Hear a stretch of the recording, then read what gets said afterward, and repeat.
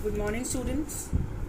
In my last video, I explained you about the development leading to the Bohr's model of an atom, in which I explained about the dual nature of the light, means light behave as a particle as well as wave light. And the second development of Bohr model was the experimental results regarding spectra can be explained by assuming fixed energy levels in atom. And then I explained about the electromagnetic radiation, in which means radiation associated with the electric and magnetic fields. Then the terms regarding propagation of wave motion, frequency, wavelength, wave number was explained, and amplitude. Frequency was defined as the number of waves passing through a point in 1 second. Wavelength was defined as the distance between the center of the two adjacent crusts, and the wave number was defined as the reciprocal of wavelength or inverse of wavelength, having unit meter inverse. And amplitude was defined as the maximum height or depth of a trough is known as amplitude.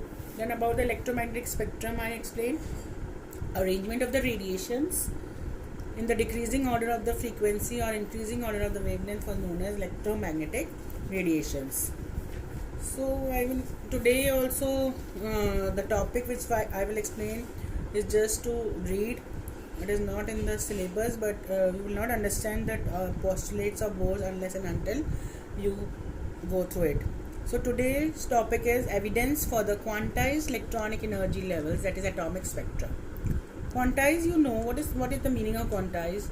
It is the restriction of any property to discrete values, so not in a continuous value, to a certain fixed values.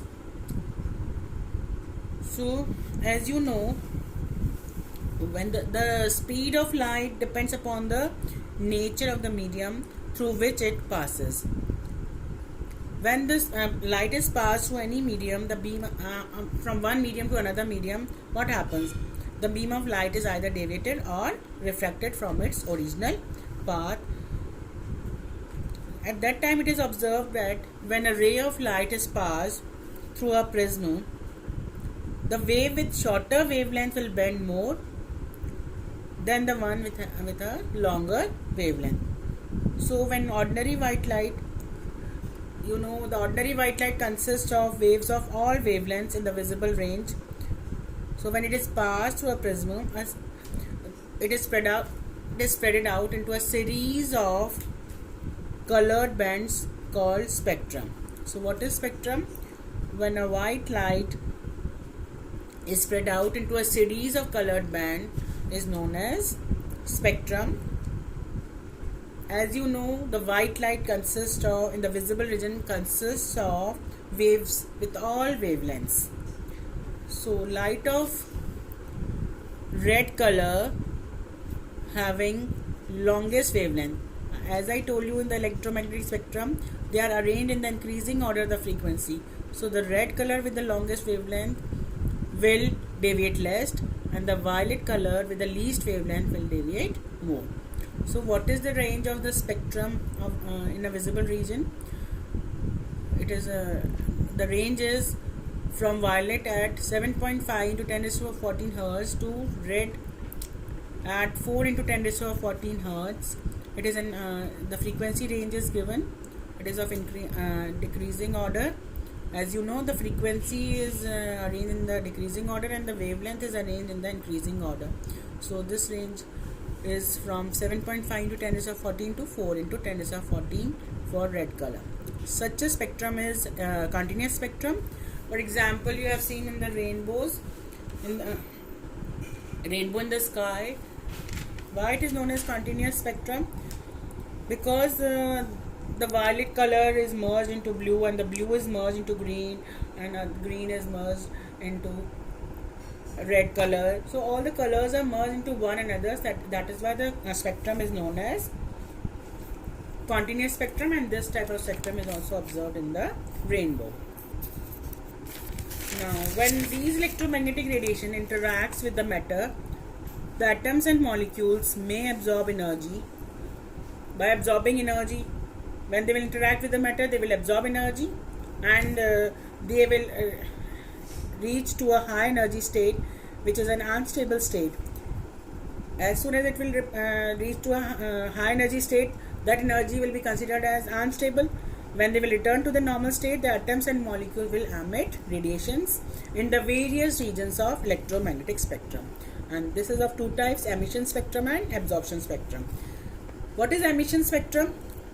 Here the spectrum will be emitted out by a substance that has absorbed energy by heating it. If you will heat any substance, what will happen? It will absorb the energy and a spectrum of radiation will be emitted, and these radiations will be recorded, their waves will be recorded, and what pattern they will show? The bright light separated by the bright lines separated by dark ones, or the dark bands. Second type of spectrum is absorption spectrum. It is the photographic negative of emission spectrum. So when white light is passed through a sample, it will absorb certain radiation. It will absorb the radiations of certain wavelength. And what will happen? What kind of pattern will be formed? The missing wavelengths which correspond to the radiation absorbed by the matter will leave dark spaces in a bright continuous spectrum. So study of emission or absorption spectrum is referred as spectroscopy. I will show you the diagram of emission spectra and absorption spectra. See, here the atoms or molecules are heated, they are excited, and then after they have passed through the prism, and a certain pattern is formed. This is an emission spectrum in which the bright lines are separated by the dark bands. And they are arranged in the increasing order of the wavelength. In absorption spectrum, what will happen? See, the second diagram is of absorption spectrum. In this, when the white light is passed through a sample, it will absorb radiation, and a certain pattern will be observed. And this in this type of pattern, the missing wavelength which is correspond to the radiation absorbed by the matter will leave dark spaces. See, the dark spaces is leave behind. Certain wavelengths which are missed, they will form dark spaces, and further the bright continuous lines are observed. This type of spectrum is known as absorption spectrum. The wavelengths which are missed, they will show the dark space, and further the continuous spectrum of the bright lines is observed. And in the emission spectrum, the bright lines are separated by the dark bands. So this is about the emission and absorption spectra, and the study of the emission and absorption spectra is referred as spectroscopy. Further, I would like to continue with the spectrum only. So thank you.